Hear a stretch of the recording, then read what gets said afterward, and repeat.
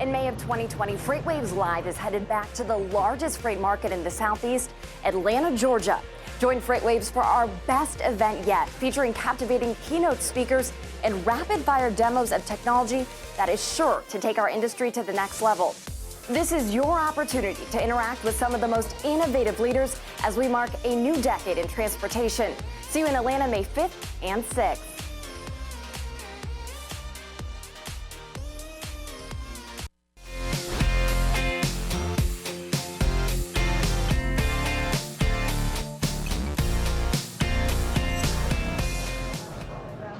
Hello, and thank you so much for tuning in to this Monday edition of FreightWaves Now. I'm your host, Anthony Smith, and we're starting off the week strong.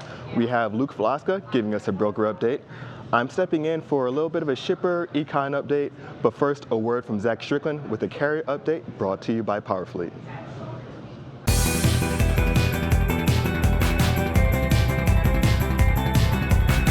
Hey everyone, welcome to your carrier update presented by PowerFleet. I am Zach Strickland here today to tell you that capacity is starting to stall out a little bit. So we thought things were tightening up a good bit.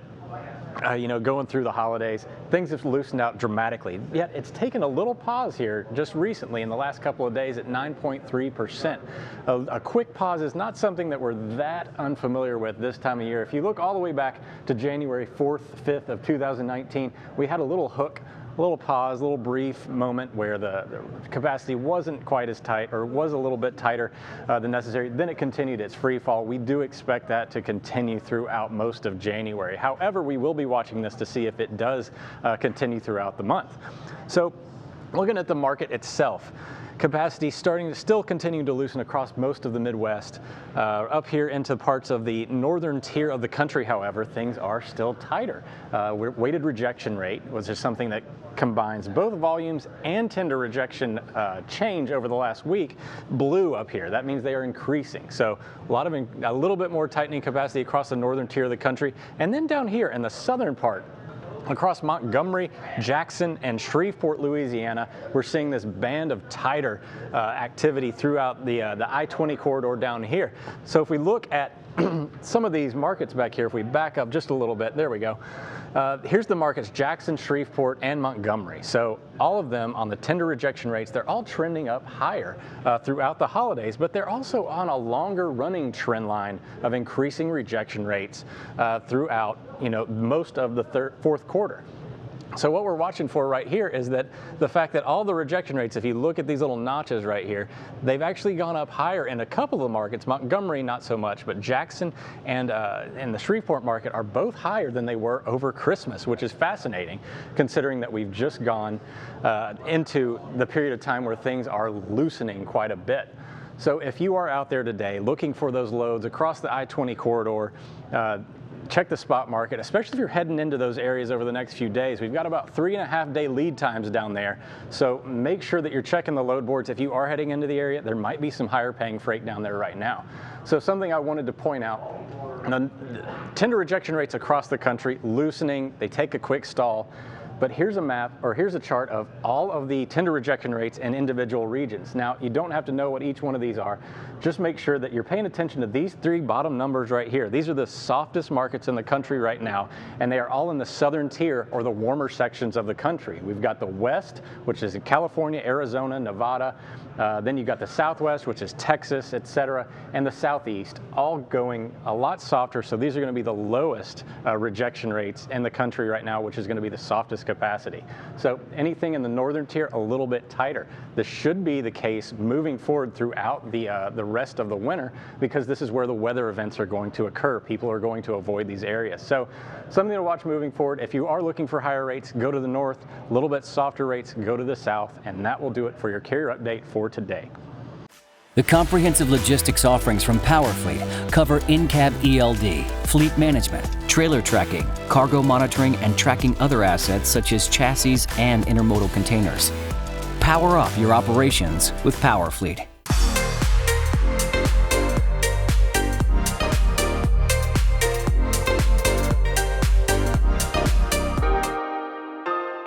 Hi, I'm Luke, and I'll be talking about your broker update for today. As brokers, we know that building relationships around this time of year is very, very important. So I'm going to talk to you a little bit about how you can focus on certain strategies, especially with sales. We're starting to attack new shippers this year. This is a really important time to do that. First, let's take a look at what the overall market's doing. So if we look here in the United States, we've gotten the blue line here is the outbound tender rejection percentage in the United States. All right, we saw that massive peak right there around Christmas time, right around 14%, and then we've dropped off here. Now that's pretty common. We're sitting just under 9.5% right now, and that's pretty common for this time. We saw a very similar thing happen last year. We just fell off a cliff. We're expecting that to continue to slide a little bit here in January. We'll see where that bottom is, but as that continues to go down, that's a perfect opportunity. The market is softening, and you can continue to push carrier rates down to increase your margins. All right, that'll also help you as you continue to find new shippers, so you can continue to push your pay down for carriers and ultimately charge a lower rate to your shippers to hopefully get your foot in the door. And that green line there is the volume levels. Again, we saw that volume just fall off the cliff right before the new year. And it's starting to recover a little bit. It's still kind of flat, so it's still not exactly where it was just a couple weeks ago. So that number will probably continue to recover and slowly climb up this year, or this month, excuse me, as shippers continue to move freight again and again. Let's take a look here at the overall market. So this map that you're looking at behind you, that right here is the outbound tender market share yearly change in the United States. So what you're looking at is what percent of either growth or reduction each market has had. So for example, the darker the blue means that market has grown in market share, meaning it now moves more of the nation's outbound freight year over year, versus the red markets mean that those markets have lost or are contracting markets. They now have less outbound freight that need to be moved. The reason why this is important is if you're looking for some new areas to attack for growth this year in your brokerage, focus on the areas of blue, especially this time, as shippers are a lot more willing this time of the year to entertain new brokers. So as you're working on building those relationships, I would really focus on some of those blue markets. You'll notice some areas that stick out immediately are areas in the Northwest around New Jersey and Harrisburg, Pennsylvania, New York, New Jersey markets. Also down in Texas, we see a lot of blue there, okay? That's a lot of growth. A lot of that's going to be driven by Houston. We have the port that's coming up there, right? Lakeland, Florida, we don't typically think of Florida as a big outbound market, but it's beginning to grow. Phoenix, typically a heavy backhaul market. Not a lot coming out of Phoenix, but Phoenix has seen massive amounts of growth. You'll notice that Atlanta is red. Southern California there in Ontario and LA are red. They're oversaturated, right? Other areas of the market, freight is beginning to move to the northeast as more and more imports shift in that direction. So as you're continuing to find areas to attack from a sales efforts perspective, focus on those blue areas. That's where you should start calling to find new shippers. Now we're going to dive into the Atlanta market since it is the core of the Southeast. And just taking a look, so that follows the national patterns very closely. So we saw that same spike. So look at the chart in the bottom right corner of your screen, and you'll see here that big spike in the blue. Those are the outbound tender rejections for dry vans, and then that kind of fell off a cliff. The green line is the same thing, outbound tender rejections, but for reefer loads. So again, we saw that big spike.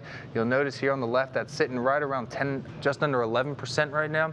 So those are going to continue to fall. It looks like reefer rejections are beginning to tick up slightly. So if you are moving reefer loads out of Atlanta right now, that might be a good time to start, getting carriers locked in on some rates as before rates start to push up too much. But all in all, pretty soft, and we might see a little bit more sliding there in the market. If we're looking at length of haul, though, it looks like tender rejections are the highest for short haul. Short hauls are under 100 miles. So if you're moving anything under 100 miles, or excuse me, under 250 miles, the short haul. If you're moving things out of that area in Atlanta, you're going to see pretty high tender rejections right now. So that's going to be the one exception where it's going to be significantly higher than the rest of the market. Otherwise, it's going to be very soft, so continue to push carrier rates down out of Atlanta, and you should see some pretty good margins. I'm Luke, and that is your broker update for today. Voices from every corner of the supply chain concerning all modes of transportation. From the world's largest logistics podcast network, this is what the freight tech revolution sounds like. Freightcast presented by FreightWaves. Subscribe now wherever you get your podcasts.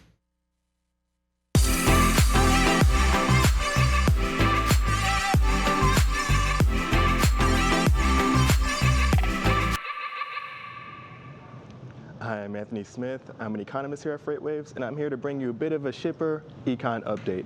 Behind me I have building permits and housing starts, and that's going to be the main theme of what we're going to talk about today. And when we're looking at housing starts, one of the quick things that we should do is recap what happened in 2019. So throughout 2019, we saw that there was a demand for homes all throughout the country. And so that demand for homes outpaced the actual supply of homes. Now this goes for both on the new sale side and the existing homes capacity as well. So when we're looking at overall housing starts, it was really slow to start in the beginning of the year. Some of these slowdowns really came from there being supply side issues with available lots to build on. It also came with available skilled labor, and both of these things really start to drive up prices, especially for that elusive entry home levels, and that's where a lot of demand is coming from. So behind me we have, in the blue line, we have permits, and so building permits are really going to be important to take note of as we're looking at overall housing starts and new construction activity when we're going into 2020, because these permits really precede any type of building activity within the area. And what we're seeing right now is that permits are at a 12.5-year high, and so this is really a strong implication that there's a lot of activity on the horizon in the coming months. And so when we're looking at that, in the green line, we have actual housing starts throughout the United States. And so what we're seeing here is that there is a lot of activity coming online. And so the big segment that's really going to be important to pay attention to is going to be coming from single-family housing starts. And when we're looking at single-family housing starts, it's something that's really going to help drive freight volumes. So in the green line here, we have sales of single-family new homes. And in the purple line here, or blue, we have outbound tender volume index. And so that's really showing us that there is a really nice relationship between the two. And so a lot of times when we're thinking about housing activity, the big takeaway is that, you think of building materials and that being transported by flatbed, but it doesn't stop there, right? So when we're looking at housing starts, it goes both ways, existing homes and new homes. When consumers are feeling more confident to buy a house, they're also feeling more confident in making other purchases as well. And so in the blue line here that we have displayed on a sonar chart, we have home purchasing sentiment index. This is an index that's put out by Fannie Mae. And what it does is it really ties together nicely what the sentiment is for purchasing a home. And in the orange line here, we actually have retail sales of furniture. And so what we can see is there is a nice relationship between the two. And the comparison is pretty strong here. We can see it typically dips at the same time. It typically hits the peaks around the same time. And so it tells us that sentiment doesn't only drive home demand, it also drives other big ticket purchases as well. And so this is something that's going to be really important to pay attention to as we're looking at trends going into 2020. So where are things going into 2020 is a big question. And so as we saw with permits, activity is coming online. And so that's going to tell us, again, that there's going to be more activity for flatbed trailers, especially as manufacturing really begins to falter throughout the beginning of the year. Typically, flatbed and dry van trailers are going to drive a lot of this traffic, but a big part of it is going to come from construction activity. And that's really going to be a saving grace for a lot of the flatbed trailers going into the beginning of the year, and the downstream effects as those homes get filled with new furniture and appliances and all that good stuff. And so this is something that we can really expect to see going into the first few months. Again, there are going to be some supply side issues, but that's going to do it for your econ update, shipper update, and that's also going to do it for this Monday edition of FreightWaves Now. Thanks so much for tuning in. We're available on all your favorite social media platforms, and we just launched our FreightWaves TV app. So check us out there, including Apple TV. And we will see you on the next episode. Thanks so much for tuning in. FreightWaves continues to follow the incredibly sad story of Indianapolis-based carrier Celadon Group abruptly shutting its doors, leaving 4,000 people without jobs weeks before Christmas. We here at FreightWaves want to help. FreightWaves has established a free job board for companies to post their openings and for people looking for employment in the freight industry to share their resumes. There's no cost for anyone to participate. Hundreds of jobs have already been added to the site since it went live on Monday. If you're looking for employment or have a job to post, head to freightwaves.careers.